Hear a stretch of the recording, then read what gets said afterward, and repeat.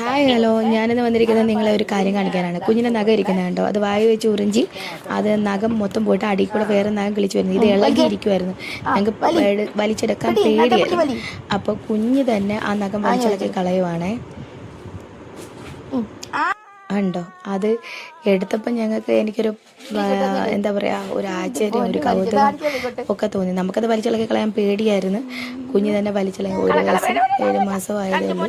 അപ്പോൾ പുള്ളിക്കാരി കുഞ്ഞുവാവ തന്നെ അത് വലിച്ചിളക്കി കളഞ്ഞപ്പോൾ കണ്ടപ്പോൾ ഞാനത് ജസ്റ്റ് വീഡിയോ എടുത്തതാണ്. പിന്നെ ഞാൻ വിചാരിച്ചത് പോസ്റ്റ് ചെയ്യാം.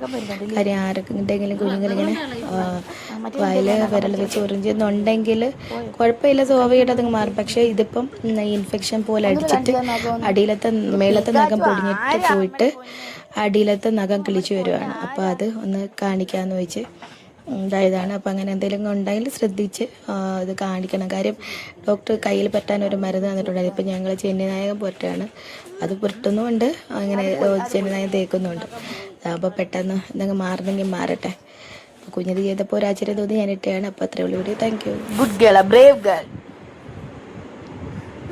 അമ്മ തട്ടിക്കളയില്ല.